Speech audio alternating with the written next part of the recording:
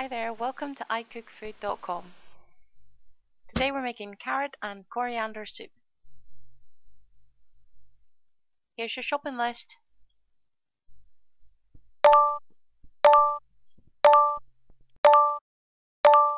First things first, I've only just put a little bit of olive oil in the pot, about a spoonful. I'll just get that heated up ever so slightly. And we're just adding the spices to that. Now we don't want them to burn or anything, but we just want them to release a little bit more flavour. As you could probably tell, there was already a stock cube in there as well, because it broke up when I unwrapped that.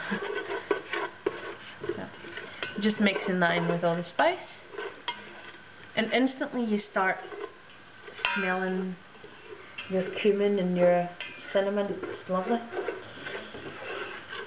Now this takes all of 2 seconds, and then you'll just want to add your water. I've pre-boiled this.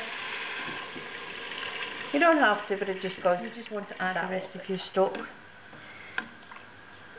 Now, I'm making this soup in a huge big quantity today, because I've got quite a few people coming over for dinner, and it is a soup that is very, very easy to make, and it's very easy to make large quantities of as well.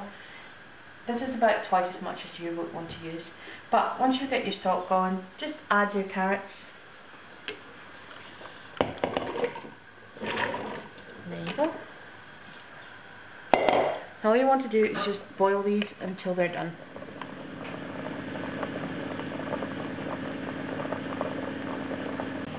Once your carrots are cooked, just take the heat off,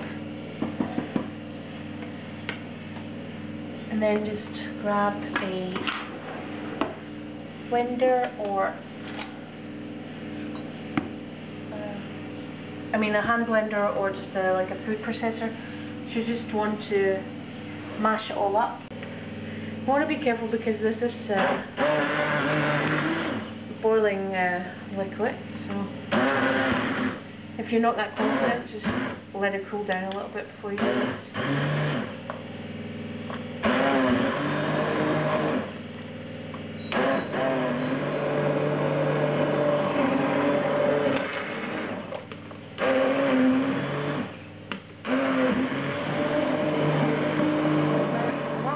I'm starting to notice that my soup's actually a little bit too thick. It's almost like carrot porridge, really. So I'm just going to add a little bit more water to it. And depending on whether you serve this as a starter or as a main course, you can obviously make it more thin or a slightly thicker soup.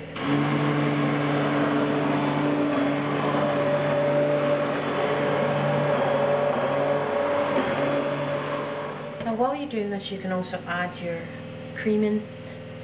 This is a soy cream actually, and I find that it makes the soup a little bit lighter, but you can, if you want, just use single cream, or even some creme fraiche, or use whatever preference you have with regards to this kind of thing.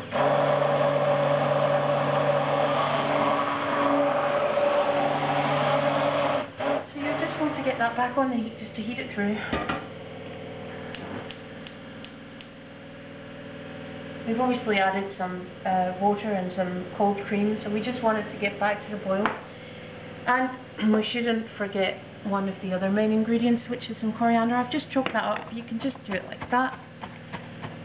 And it's one of the last things you add, because the longer you cook it in there, the more of its flavour it will lose.